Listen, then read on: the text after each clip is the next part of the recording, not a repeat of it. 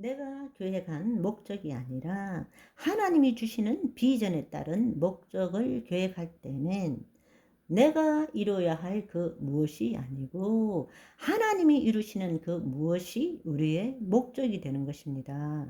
그 목적을 이루기 위해서는 미래에 초점을 두는 것이 아니라 지금 이 순간 여기에 그 일에 초점을 둬야 되고 그 일에 하나님이 나타나야 되는 것입니다. 그 삶을 살 때 목적은 내가 이루어야 될 무엇이 아니라 하나님이 이루어 가시는 그 무엇이 되는 것입니다. 목적 없이 살아라 그런 뜻이 아닌 거 아시겠죠? 목적을 갖지만 하나님이 이루실 그 목적을 갖고 살아야 한다는 것입니다. 시공간을 초월하는 현존 의식, 다른 말로 그리스도 의식이죠. 그 의식으로 우리의 행위를 통해서 시공간 안에 있는 이 피조 세계, 형상 세계, 보이는 세계, 물리 세계에 주님의 생명을 나타내는 것이 바로 성공이란 것입니다. 아멘. 우리가 현재 이 순간에 있지 않는 한 우리가 무엇을 하든지 그 일 속에는 진정한 자기 자신을 잃어버리게 됩니다. 왜냐하면 그리스도 안에 거하고 있지 않으면 거짓자는 이 물리세계, 형상세계에 대한 생각과 감정을 자신과 동일시 시켜서 나는 이라고 생각하는 것이 에고, 그 사람, 거짓자이기 때문입니다. 따라서 내가 그리스도 안에 거하지 않는다면 늘 우리는 거짓자로 살면 진정한 존재를 잃어버리게 되는 거예요. 자기가 누구인지를 모르게 되는 거예요. 그러니까 그 생각 속에 사로잡히고 그 현상 속, 형상 세계 속에 자기 존재를 잃어버리고 앞길도 알지 못하고 단지 할 수 있는 일이라곤 최선을 다해서 열심히 살면 지성이면 감천이다. 이걸로 살아가는 수밖에 없다라는 것입니다. 우리의 혼이 하나님의 영 안에서 늘 깨어서 자신의 마음을 볼 줄 알아야 합니다. 생각은 생각일 뿐이고 감정은 감정일 뿐이지 내 생각, 내 감정은 본래 없는 것입니다. 내 혼이 선택했기 때문에 내 생각, 내 감정이 있는 거예요. 생각은 생각일 뿐입니다. 감정은 감정일 뿐입니다. 그런데 우리는 그 생각과 감정에 자신을 맡기고 사는 거예요. 생각과 감정이 주인이 된 거죠. 주종이 바뀐 거예요. 사실은 내가 존재하고 내가 생각과 감정을 통해서 이 세상을 살아가야 되는데 이 세상에 대한 생각과 감정이 내가 되어버렸어요. 그러니까 몸의 종노릇하며 살아가는 거죠. 이제는 벗어나야 합니다.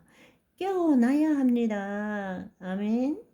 거짓자는 늘 지금 이 순간 여기를 잊어버리고 자신이 만든 상상세계, 정신세계에서 세상을 바라보며 정신승리하며 살아가고 있습니다. 이제는 그것에서 벗어날 줄 알아야 합니다. 그 말을 한마디로 말하면 그리스도 밖입니다. 그리스도 안에 있다라는 것은 우리의 혼이 더 이상 몸의 종노릇에서 벗어났어. 하나님의 영 안에 거할 때 우리는 그리스도 안에라는 말을 쓰게 되고 그리스도 밖에라는 것은 진정한 자신의 존재를 잃어버린 상태를 말하는 것입니다. 다른 말로 거짓자를 나라고 여기고 나는 이렇게 살아가는 것입니다. 따라서 그리스도 밖에서는 어떤 성공도 지나가는 망상에 지나지 않는 것입니다. 무엇을 성취하든 간에 우리는 곧 다시 불행해질 것이고 우리의 관심은 새로운 문제에 또 사로잡힐 수밖에 없기 때문입니다.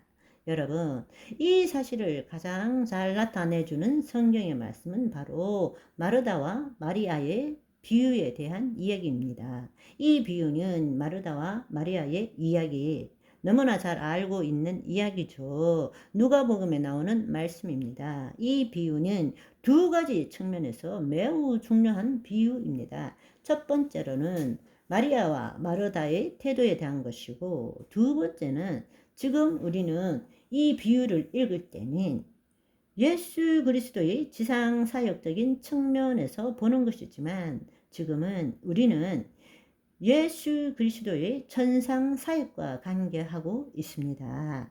지상 사역이란 말은 그분이 인자로 이 땅에 계실 때의 이야기고, 천상 사역이라는 것은 그분은 부활 승천하셔서 하나님 우편에도 계시지만 지금은 우리 안에 와 계신다는 것입니다.